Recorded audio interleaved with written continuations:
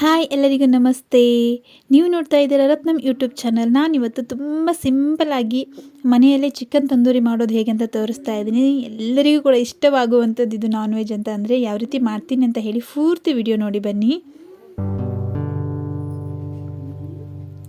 ಹಾಗೆ ನಾನಿಲ್ಲಿ 1 kg ಆಗುವಷ್ಟು ಚಿಕನನ್ನು ತಗೊಂಡಿದ್ದೀನಿ. ನಾನಿಲ್ಲಿ ನೀವು ನೋಡ್ತಾ ಇರ್ಬೋದು. ಇದು ತುಂಬ ದೊಡ್ಡ ಪೀಸ್ ಏನಲ್ಲ, ಇದು ಮೀಡಿಯಮ್ ಸೈಜಲ್ಲಿ ಉಂಟು. ಅಂದರೆ ಸಾಂಬಾರಿಗೆ ನಾವು ಹಾಕ್ತೀವಲ್ಲ ಅದೇ ಥರ ಸೈಜಲ್ಲಿ ಉಂಟು ಪೀಸ್. ಇದು ನೋಡ್ತಾ ಇರ್ಬೋದು. ನಾನು ಸ್ವಲ್ಪ ದೊಡ್ಡ ಪೀಸಲ್ಲಿ ಮಾಡ್ತಿದ್ದೆ ಸ್ವಲ್ಪ, ಆದರೆ ನನಗೆ ಅವರು ಕಟ್ ಮಾಡಿ ತಂದದ್ದು ಈ ಥರ ಚಿಕ್ಕ ಚಿಕ್ಕ ಪೀಸನ್ನಾಗಿ ಮಾಡಿಕೊಟ್ಟಿದ್ದಾರೆ. ಹಾಗಾಗಿ ನಾನಿಲ್ಲಿ ಫಸ್ಟಿಗೆ 1 ಸ್ಪೂನಷ್ಟು ನಾನಿಲ್ಲಿ ಏನದು ಅರಿಶಿನ ಹಿಟ್ಟನ್ನು ಹಾಕ್ತಾಯಿದ್ದೀನಿ, ಹಳದಿಯನ್ನು ಹಾಕ್ತಾಯಿದ್ದೀನಿ. ಹಾಗೆ 2 ಟೇಬಲ್ ಸ್ಪೂನಷ್ಟು ನಾನಿಲ್ಲಿ ಖಾರ ಪುಡಿಯನ್ನು ಹಾಕ್ತಾಯಿದ್ದೀನಿ. ನೋಡ್ತಾ ಇರ್ಬೋದು ನೀವಿಲ್ಲಿ. ಖಾರ ಜಾಸ್ತಿ ಬೇಕಂದರೆ ಇನ್ನೊಂದು ಸ್ಪೂನ್ ಹಾಕ್ಕೊಳ್ಬೋದು, ತೊಂದರೆ ಇಲ್ಲ. ಮೀಡಿಯಮ್ ಬೇಕು ಅನ್ನೋರು ಇಷ್ಟೇ ಸಾಕು ಅನಿಸುತ್ತೆ. ಹಾಗೆ ಇದ್ರ ಜೊತೆಗೆ ನಾನಿಲ್ಲಿ ಉಪ್ಪನ್ನು ಹಾಕ್ಕೊಳ್ತಾ ಇದ್ದೀನಿ. ಉಪ್ಪು ಕರೆಕ್ಟಾಗಿ ಹಾಕ್ಕೊಳ್ಬೇಕು, ಅಂತಂದರೆ ಉಪ್ಪು ಜಾಸ್ತಿನೂ ಅಲ್ಲ ಕಡಿಮೆನೂ ಅಲ್ಲ, ಸಪ್ಪೆ ಆಗಬಾರ್ದು. ಹಾಗಾಗಿ ತಂದೂರಿ ಸ್ವಲ್ಪ ಕರೆಕ್ಟಾಗಿರ್ಬೇಕು ಹೇಳಿ ಅಷ್ಟೇ. ಹಾಗೆ ನಾನಿಲ್ಲಿ ಮೊಸರನ್ನ ಹಾಕ್ಕೊಳ್ತಾ ಇದ್ದೀನಿ. ಮೊಸರನ್ನು ಎಷ್ಟು ಹಾಕ್ಕೊಳ್ತಾ ಇದ್ದೀನಿ ಅಂದರೆ ಅಂದಾಜು ಒಂದು 1/4 ಲೀಟ್ರ್ಗಿಂತ ಸ್ವಲ್ಪ ಕಡಿಮೆ ಇರ್ಬೋದು, ಅಷ್ಟು ಮೊಸರನ್ನು ಹಾಕ್ಕೊಳ್ತಾ ಇದ್ದೀನಿ ನಾನಿಲ್ಲಿ 1 kgಗೆ. ತುಂಬ ಚೆನ್ನಾಗಿ ಬರುತ್ತೆ, ತುಂಬ ಸಾಫ್ಟಾಗಿ ಬರುತ್ತೆ ಹೇಳಿ. ಹಾಗೆ ನಾನಿಲ್ಲಿ 1 ನಿಂಬೆಹಣ್ಣಿನ ಭಾಗವನ್ನು ಹಾಕ್ಕೊಳ್ತಾ ಇದ್ದೀನಿ. ಪೂರ್ತಿ ರಸವನ್ನು ಚೆನ್ನಾಗಿ ಹಿಂಡ್ಕೊಳ್ತಾ ಇದ್ದೀನಿ. ನೀವು ನೋಡ್ತಾ ಇರ್ಬೋದು. ಪೂರ್ತಿ ರಸವನ್ನು ನೋಡಿ, ಎಷ್ಟು ಸಾಧ್ಯನೋ ಅಷ್ಟು ರಸವನ್ನು ತಗೊಳ್ತಾ ಇದ್ದೀನಿ. ಹುಳಿ ಇದಕ್ಕೆ ಇಷ್ಟು ಸಾಕು ಅಂತ ಅನ್ಸುತ್ತೆ, ಯಾಕೆಂದರೆ ಮೊಸರು ಕೂಡ ಹಾಕಿದ್ದೀನಿ. ತುಂಬ ಹುಳಿ ಮೊಸರು ಹಾಕಿದರೆ ಸ್ವಲ್ಪ ಕಡಿಮೆ ಹಿಂಡಿ ನಿಂಬೆಹಣ್ಣು. ಮೊಸರು ಹುಳಿ ಇಲ್ಲ ಅಂತಾದರೆ ನಿಂಬೆಹಣ್ಣು ಇದು ಒಂದು ಕಡೆ ಪೂರ್ತಿಯಾಗಿ ಹಿಂಡ್ಬೋದು, ತೊಂದರೆ ಇಲ್ಲ. ಹಾಗೆ ನಾನಿಲ್ಲಿ ಕೊನೆಯದಾಗಿ ಇಲ್ಲಿ ನಾನಿಲ್ಲಿ ಬಳಸ್ತಾ ಇರುವಂಥದ್ದು ಪೌಡರ್. ಯಾವ ಪೌಡರ್ ಅಂತ ಅಂದರೆ ಕಬಾಬ್ ಪೌಡರನ್ನು ನಾನಿಲ್ಲಿ ಬಳಸ್ತಾ ಇದ್ದೀನಿ. ಅಂದರೆ 1 ಪ್ಯಾಕೆಟನ್ನು ಬಳಸ್ತಾ ಇದ್ದೀನಿ. ಅದೊಂದು 5 ರೂಪಾಯಿ ಪ್ಯಾಕೆಟ್ ಸಿಗುತ್ತಲ್ಲ ಕಬಾಬ್ ಪೌಡರ್, ಅದನ್ನು ಬಳಸ್ತಾ ಇದ್ದೀನಿ ನಾನಿಲ್ಲಿ. ಯಾವುದಾದ್ರೂ ನಡೆಯುತ್ತೆ, ಕಬಾಬ್ ಪೌಡ್ರ್ 1 ಪ್ಯಾಕೆಟನ್ನು ಹಾಕಿದರೆ ಸಾಕಾಗುತ್ತೆ. 1 kg ಚಿಕನಿಗೆ 1 ಪ್ಯಾಕೆಟ್ ಕಬಾಬ್ ಪೌಡ್ರನ್ನು ಹಾಕಿದರೆ ಸಾಕಾಗುತ್ತೆ.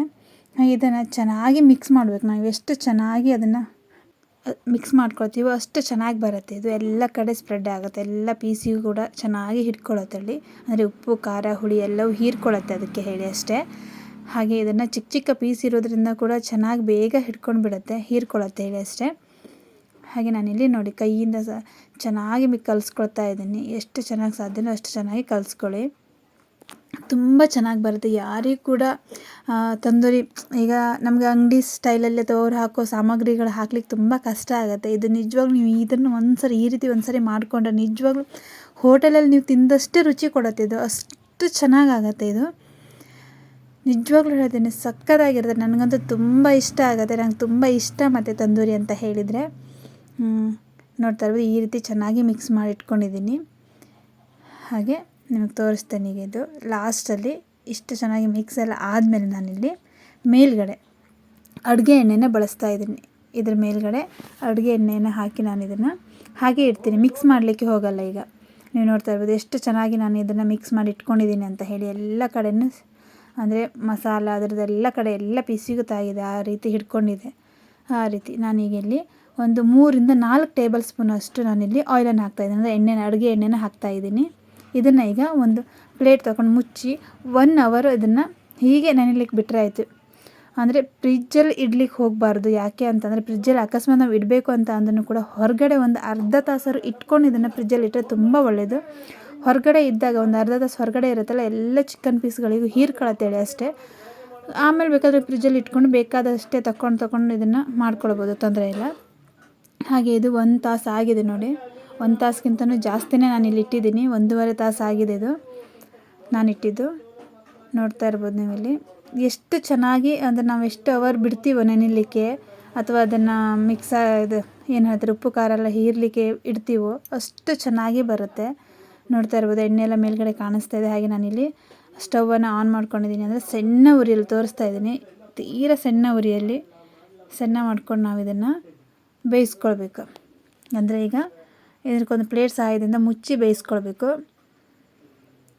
ನೋಡ್ತಾ ಇದ್ದೀರಲ್ಲ, ಈ ರೀತಿ ಪ್ಲೇಟನ್ನು ನಾನು ಮುಚ್ಕೊಂಡಿದ್ದೀನಿ. ಹಾಗೆ 1-2 ನಿಮಿಷ ಬಿಟ್ಟು ನೋಡ್ತಾ ಇದ್ದೀನಿ. ಅಂದರೆ 2 ನಿಮಿಷ ಬಿಟ್ಟು ನಾವು ನೋಡ್ತಾನೆ ಇರಬೇಕು, ಸ್ವಲ್ಪ ತಿರುಗಿಸ್ತಾ ಇರಬೇಕು. ಯಾಕಂದರೆ ನಾವಿಲ್ಲಿ ಏನೂ ಇಲ್ಲೆಲ್ಲ ತಳ ಹಿಡಿಬಾರ್ದು ಹೇಳಿ ಅಷ್ಟೇ. ಆ ಕಾರಣದಿಂದ ನಾನಿಲ್ಲಿ ತೋರಿಸ್ತಾ ಇದ್ದೀನಿ. ನೀಟಾಗಿ ಒಂದು ಸರಿ ಮಿಕ್ಸ್ ಮಾಡ್ಕೊಳ್ಬೇಕು. ನನ್ನ ಕೈಲಿ ಒಂದು ಕೈಲಿ ಅಂದರೆ ಮೊಬೈಲ್ ಹಿಡ್ಕೊಂಡಿರೋದ್ರಿಂದ ಇನ್ನೊಂದು ಕಡೆ ನನ್ನ ಕೈಲಿ ಆಗ್ತಾಯಿಲ್ಲ. ಹಾಗಾಗಿ ನೀಟಾಗಿ ನಾವು ಇದನ್ನು ಮಿಕ್ಸ್ ಮಾಡಿಕೊಂಡ್ರೆ ಆಯಿತು. ನೋಡಿ ಸಖತ್ತಾಗುತ್ತೆ, ತುಂಬ ಸಾಫ್ಟ್ ಅಂತೂ ತುಂಬ ಚೆನ್ನಾಗಿ ಕೊಡುತ್ತೆ ಚಿಕನ್. ಈಗಿನ ಚಿಕನ್ ಸ್ವಲ್ಪ ನಾರು ಬರುತ್ತಲ್ಲ, ಮೊಸರು ಹಾಕೋದ್ರಿಂದ ಸಖತ್ತಾಗಿ ಬರುತ್ತೆ ಹೇಳಿ ಅಷ್ಟೇ. ಹಾಗೆ ನಾನಿಲ್ಲಿ ಇನ್ನೊಂದು 2 ನಿಮಿಷ ಬಿಟ್ಟು ಮತ್ತೆ ಓಪನ್ ಮಾಡಿ ನೋಡ್ತಾಯಿದ್ದೀನಿ. ನೋಡಿ ಎಷ್ಟು ಸಖತ್ತಾಗಿ ಬೆಂದಿದೆ ಅಂತ ಹೇಳಿ ನೋಡ್ತಾ ಇದ್ದೀರಾ. ರಸ ಕೂಡ ಬಿಟ್ಕೊಂಡಿದೆ, ಚಿಕನ್ ರಸ ಕೂಡ ಬಿಟ್ಕೊಂಡಿದೆ. ನೀವು ನೋಡ್ತಾ ಇರ್ಬೋದು ಮೊದಲು ಹೇಗಿತ್ತು ಈಗ ಹೇಗಾಗಿದೆ ಅಂತೇಳಿ, ಎಷ್ಟು ರಸ ಬಿಟ್ಕೊಂಡಿದೆ ಹೇಳಿ. ಈ ರಸ ಕೂಡ ಅಷ್ಟೇ ಚೆನ್ನಾಗಿರುತ್ತೆ, ಅಷ್ಟೇ ರುಚಿಯಾಗಿರುತ್ತೆ ಇದು ರಸ ಕೂಡ ನೋಡಿ. ಹಾಗೆ ನಾನು ಇದನ್ನು ಮತ್ತೆ ಮುಚ್ಚಿಟ್ಟು ಮತ್ತೆ ಓಪನ್ ಮಾಡಿ ನೋಡ್ತಾ ಇದ್ದೀನಿ. ಈಗ ಕರೆಕ್ಟಾಗಿ ಬೆಂದಿದೆ ಚಿಕನ್, ಪೂರ್ತಿ ಚೆನ್ನಾಗಿ ಬೆಂದಿದೆ.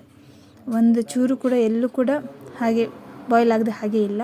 ಹಾಗೆ ನಾನಿಲ್ಲಿ ಬೆಂದಿರೋ ಚಿಕನನ್ನು ಸೈಡಿಗೆ ತೆಕ್ಕೊಂಡೀಗ ಒಂದು ಸ್ಟ್ಯಾಂಡನ್ನು ಇಟ್ಕೊಂಡಿದ್ದೀನಿ. ನೀವು ನೋಡ್ತಾ ಇರ್ಬೋದು ತಂದೂರಿ ಇದು ಮಾಡಲಿಕ್ಕೆ ನಾನು ಕೆಳಗಡೆ ಪೇಪರ್ ಇಟ್ಕೊಂಡಿದ್ದೀನಿ, ಗ್ಯಾಸ್ ಕೆಳಗಡೆ ಪೇಪರ್ ಇಟ್ಕೊಂಡಿದ್ದೀನಿ. ಯಾಕೆಂದರೆ ಅದು ಕೆಳಗಡೆ ಮಸಾಲ ಬಿದ್ದರೆ ಫುಲ್ ಗಲೀಜಾಗಿಬಿಡುತ್ತೆ ಹೇಳಷ್ಟೇ.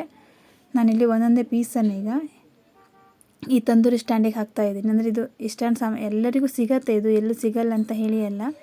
ಈ ರೀತಿ ಎಲ್ಲರೂ ಕೆಂಡದಲ್ಲೆಲ್ಲ ಮಾಡ್ಕೊಳ್ತಾರೆ. ಅಕಸ್ಮಾತ್ ಕಟ್ಟಿಗೆ ಒಲೆ ಇದ್ದರೂ ಕೂಡ ಈ ಥರ ಮಾಡಿಕೊಂಡ್ರೆ ತುಂಬ ಹೆಲ್ಪ್ ಆಗುತ್ತೆ, ತೊಂದರೆ ಇಲ್ಲ. ಈಗ ಕಟ್ಟಿಗೆ ಒಲೆ ಸ್ವಲ್ಪ ಕಡಿಮೆ ಅಲ್ಲ ಎಲ್ಲ ಕಡೆ, ಹಾಗಾಗಿ ಗ್ಯಾಸ್ ಮೇಲೆ ಮಾಡಬೇಕಾದಂಥ ಪರಿಸ್ಥಿತಿ ಅಷ್ಟೇ. ಕಟ್ಟಿಗೆ ಒಲೆ ಆದರೂ ಕೂಡ ಸಖತ್ತಾಗಿ ಬರುತ್ತೆ ನೋಡಿ. ಕೆಳಗಡೆ ನಾನು ಇದರದ್ದು ಮಸಾಲದು ಕೆಳಗಡೆ ಬೀಳತ್ತೆ ಹೇಳೋಕ್ಕೋಸ್ಕರ ನಾನಲ್ಲಿ ತಳಭಾಗದಲ್ಲಿ ಪೇಪರನ್ನು ಹಾಕ್ಕೊಂಡಿದ್ದೀನಿ ಅಷ್ಟೇ. ಈಗ ಇದೇ ರೀತಿ ನಾವು ಇದನ್ನು ಸುಟ್ಕೊಂಡ್ರೆ ಆಯಿತು. ನೋಡ್ತಾ ಇದ್ದೀರಲ್ಲ, ಈ ರೀತಿ ನಿಧಾನವಾಗಿ ಸುಟ್ಕೊಳ್ಬೇಕು. ಹಾಗೆ ನಿಧಾನವಾಗಿ ಒಂದೊಂದೇ ತಿರುಗಿಸ್ಬೇಕು, ಯಾಕೆಂದರೆ ಮೇಲೆ ಕೆಳಗಡೆ ಮಾಡ್ಕೊಳ್ಬೇಕು ನಾವಿಲ್ಲಿ. ನೋಡಿ ಎಷ್ಟು ಸಖತ್ತಾಗಿ ಕಾಣಿಸ್ತಾ ಇದೆ ಹೇಳಿ. ಒಂದೊಂದು ಸೈಡು ತುಂಬ ಸಿಂಪಲಾಗಿ ಮಾಡ್ಕೊಳ್ಬೋದು, ತುಂಬ ಬೇಗ ಆಗುತ್ತೆ. ಅಕಸ್ಮಾತ್ ಯಾರಾದರೂ ಗೆಸ್ಟ್ ಬರ್ತಾರೆ ಅಂತ ಅಂದಾಗಲೂ ಕೂಡ ಇದು ಡಿಫ್ರೆಂಟಾಗಿ ಮಾಡ್ಕೊಳ್ಬೋದು. ಮುಂಚೆನೇ ಈ ಥರ ಕಲಸಿಟ್ಕೊಂಡು ಬೇಯಿಸಿಟ್ಕೊಂಡ್ರೆ ನಮ್ಗೆ ಎಷ್ಟು ಬೇಕೋ ಅಷ್ಟೇ ನಾವು ಇದನ್ನು ಡೈರೆಕ್ಟಾಗಿ ಸುಟ್ಟರೆ ಪಟ ಪಟ ಆಗುತ್ತೆ. ಇದು ಬಿಸಿ ಬಿಸಿ ಇರುವಾಗ ತಿನ್ನಲಿಕ್ಕಂತೂ ಸಖತ್ತಾಗಿರುತ್ತೆ ನೋಡಿ. ಈ ರೀತಿ ಮಾಡಿಕೊಂಡ್ರೆ ತುಂಬ ಸಿಂಪಲಾಗಿ ನಾವು ಮನೆಯಲ್ಲೇ ಕೂಡ ಹೋಟೆಲಲ್ಲಿ ಸಿಗುವಷ್ಟು ರುಚಿಕರವಾಗಿ ನಾವಿಲ್ಲಿ ತಂದೂರಿಯನ್ನು ಮಾಡ್ಕೊಂಡು ತಿನ್ಬೋದು. ನೋಡ್ತಾ ಇದ್ದೀರಲ್ಲ, ಈ ರೀತಿ ನಾವು ಮಾಡಿಕೊಂಡ್ರೆ ಆಯಿತು. ನೀಟಾಗಿ ಮಾಡ್ಕೊಳ್ಬೇಕು. ಆಲ್ರೆಡಿ ಅದು ಚಿಕನ್ ಬೆಂದಿದೆ. ನಮಗೀಗ ಹೊರಭಾಗ ಅಂದರೆ ಸುಡಬೇಕಲ್ಲ, ಆ ಕಾರಣದಿಂದ ಸ್ವಲ್ಪ ಡ್ರೈ ಆಗಬೇಕು ಹೇಳಿ ಅಷ್ಟೇ, ರೋಸ್ಟ್ ಆಗಬೇಕು ಹೇಳಿ. ಆ ಕಾರಣದಿಂದ ನಾವು ಇದನ್ನು ಸುಟ್ಕೊಂಡ್ರೆ ಆಯಿತು. ಡೈರೆಕ್ಟಾಗಿ ನಾವು ಆ ರೀತಿ ಬೇಯಿಸ್ದೇನೆ ಬಾಯ್ಲ್ ಮಾಡ್ದೇ ನಾವು ಈ ರೀತಿ ಮಾಡಲಿಕ್ಕೆ ಹೋದರೆ ಗ್ಯಾಸ್ ಮೇಲೆ ಅದು ಒಳಗಡೆ ಎಲ್ಲ ಚೆನ್ನಾಗಿ ಬೇಯಲ್ಲ, ಒಳಗಡೆ ಸ್ವಲ್ಪ ಹಸಿ ಹಸಿ ಹಾಗೇ ಇರುತ್ತೆ. ಆ ಕಾರಣದಿಂದ ನಾವು ಈ ರೀತಿ ಬಾಯ್ಲ್ ಮಾಡ್ಕೊಂಡು ಈ ರೀತಿ ಸುಡೋದ್ರಿಂದ ಸಖತ್ತಾಗಿ ಬರುತ್ತೆ, ನಿಜವಾಗ್ಲೂ ಸಖತ್ತಾಗಿ ಬರುತ್ತೆ. ಒಂದು ಸರಿ ನೀವು ಮಾಡಿ ಮನೆಯಲ್ಲಿ ಟ್ರೈ ಮಾಡಿ ನೋಡಿದರೆ ಮಾತ್ರ ನೀವು ಪದೇ ಪದೇ ಮಾಡ್ಕೊಂಡು ತಿಂತೀರ, ಅಷ್ಟು ಚೆನ್ನಾಗಿರುತ್ತೆ. ಹಾಗೆ ನನಗೆ ತಂದೂರಿ ಅಂದರೆ ಸಿಕ್ಕಾಪಟ್ಟೆ ಇಷ್ಟ, ನಿಜವಾಗ್ಲೂ ಎಷ್ಟು ಇಷ್ಟ ಅಂದರೆ ಅಷ್ಟೊಂದು ಇಷ್ಟ ನನಗೆ. ಪದೇ ಪದೇ ನಾನು ಮಾಡ್ಕೊತೀನಿ. ಹಾಗಾಗಿ ನನಗಿದು ತಂದೂರಿ ಜೊತೆಗೆ ನನಗೆ ಬಿಸಿ ಬಿಸಿ ಕಾಫಿ ಕುಡಿಯೋದಂದರೆ ತುಂಬ ಇಷ್ಟ. ಅದೊಂಥರ ಕಿಕ್ ನನಗೆ, ಅದು ಸೀರಿಯಸ್ ಆಗಿ ನಂಗೆ ಅಷ್ಟೊಂದು ಇಷ್ಟ. ಈಗ ನೋಡಿ ಎಲ್ಲ ತಂದೂರಿ ರೆಡಿಯಾಗಿದೆ. ಇದು ನಿಮಗೆ ದಯವಿಟ್ಟು ಈ ವಿಡಿಯೋ ಇಷ್ಟ ಆದರೆ ಲೈಕ್ ಮಾಡಿ, ಶೇರ್ ಮಾಡಿ, ಕಮೆಂಟ್ ಮಾಡಿ. ಹಾಗೆ ಫಸ್ಟ್ ಟೈಮ್ ನೋಡೋರು ಕೂಡ ಸಬ್ಸ್ಕ್ರೈಬ್ ಮಾಡಿ ನೋಡಿ. ನೀವು ಮಾಡೋ ಒಂದೊಂದು ಸಬ್ಸ್ಕ್ರೈಬ್ ಕೂಡ ನನಗೆ ತುಂಬ ಹೆಲ್ಪ್ ಆಗುತ್ತೆ ಅಂತ ಹೇಳಲಿಕ್ಕೆ ಇಷ್ಟಪಡ್ತೀನಿ. ನೋಡ್ತಾ ಇದ್ದೀರಲ್ಲ, ವಿಡಿಯೋ ಇಷ್ಟ ಆದರೆ ಶೇರ್ ಮಾಡಿ. Thank you so much.